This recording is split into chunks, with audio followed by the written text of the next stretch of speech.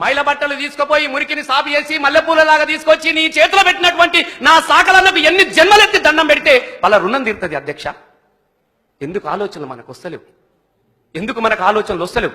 ఒక మంగళోళ్ళు నీ మురికినెత్తినంత సాపు చేసి నీ పుట్టుకలో నుంచి నువ్వు సత్యదాకా నీ ఎంబడే ఉండి ఆఖరికి నీ దినాలను కూడా నీ నెత్తి కొరికి సౌరం చేసి నీకు చేసినటువంటి ఈ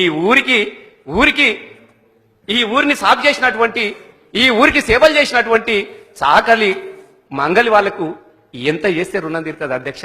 ఇలా గాలంటే ఇక సాకలు గదే చేసుకోవాలంటారు. అయ్యా మేము సాకలని గది కాదు. కుల వృత్తి అనేది అభివృద్ధికి ప్రవృత్తిగా మారుతుంది అధ్యక్ష. గది మనం గుర్తు పెట్టుకోవాలి. ఇలా ముఖేష్ అంబానీ డ్రై వాష్లు నడుపుతా ఉన్నాడు, ఎయిర్ క్లీన్స్ నడుపుతా ఉన్నాడు అధ్యక్ష. కటింగ్లు అన్ని వాళ్ళే పెద్ద పెద్దవి. గల్లు ఎవరు పని చేస్తున్నారు అధ్యక్ష? ముఖేష్ అంబానీ వచ్చి నెత్తి కొరుగుతున్నాడు. ఇక మా మంగళలే కదా, ఊరి నుంచి పెట్టాడు, బతికలేకొచ్చి గీలే కదా. అసలు గాలక షాప్ దొరికిందనుకో మా వాళ్ళు ముఖేష్ అంబానీలు అవుతారు కదా. గది కదా ఆలోచన ఉంది మాకు. మా వాళ్ళు డ్రై వాష్లు పెట్టుకొని మా వాళ్ళే యజమానులు అవుతారు కదా. ఒక యజమానులైనటువంటి పర్యావరణ సందర్భంలో అధ్యక్ష మీరు గుర్తుపెట్టుకోవాల్సిన అంశం ఒకటి ఉంది అధ్యక్ష. నా ఫ్రెండ్ మా ఊరు రావురుకుల మా ఫ్రెండ్ ఉన్నాడు, నర్సన్న నుండే. ఆయన సౌర వృత్తి చేసుకుంటా కొడుకును చదివించిండు అధ్యక్ష. కొడుకును చదివిస్తే ఆయన ఇలా అమెరికా వెళ్ళిపోయాడు. అమెరికాలో పెద్ద ఇంజనీర్ అయిపోయాడు. వాళ్ళ పెద్ద డాక్టర్లు అయిపోయారు, లండన్ పోయిరు, అటే పోయిరు. ఇలా ఈ వృత్తి ద్వారా ఎదిగినటువంటి మా మంగలి నర్సన్న కొడుకు ఇలా అమెరికాలో పెద్ద ఇంజనీర్ అయిపోయి పెద్దగా బతికిండు. ఇది జరుగుతుంది అధ్యక్ష. ఇలా మా మంగళన్న నెత్తికొరుగుడు పని దొరకకుంటే మా వాడు చదువుకున్నా అమెరికా పోవునా అధ్యక్ష. ఇలా మంచి వాళ్ళ నాయన తోలుకొని పోయిండు, మంచిగా బతుకుతున్నారాడా. ఇక్కడ నుంచి నేను షిఫ్ట్ అయిపోయింది కదా అధ్యక్ష. ఒక మనిషి ఎదుగుదలకు ఆర్థికంగా నిలబడడానికి కోసము కుల వృత్తి అనేది ఒక సహకారం లాంటిది అన్న విషయాన్ని కూడా మనం గుర్తుపెట్టుకోవాల్సినటువంటి అవసరం ఉన్నది అధ్యక్ష.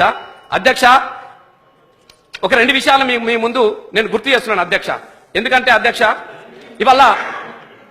ఇవాళ వృత్తులు అనేటివి ఒక వృత్తికి మాత్రమే పరిమితమైనటువంటి వృత్తులు కావు అధ్యక్ష. ఇవి మనము చాలా మంది చెప్పారు ఇందాక, ఆ గొర్రెలు గొల్లనే కాసుకోవాలన్నాడు. అయ్యా నువ్వు గొర్రెలను మా గొల్లకుర్మ యాదవులను గొర్రెలను కాసుకున్న వాళ్ళగానే నువ్వు చూస్తున్నావు.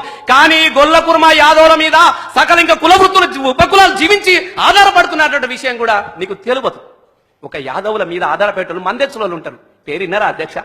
కేవలం వాళ్ళు యాదవులను మాత్రమే వాళ్ళకు కథలు చెప్పుకొని దేవుని కథలు చెప్పుకొని యాదవుల ద్వారా మాత్రమే జీవనోపాధి బతికినటువంటి మందెచ్చులు ఇయ్యల్లా అమాస రేపే పున్నామి నాగమల్లేలో అమాస తెల్లారి వచ్చేది ఎవరు అని చెప్పేసి తెల్లారదాకా కథలు చెప్పుకొని వాళ్ళు ఇచ్చే ఇనాముల మీద బతికే మా మందెచ్చులు అధ్యక్ష.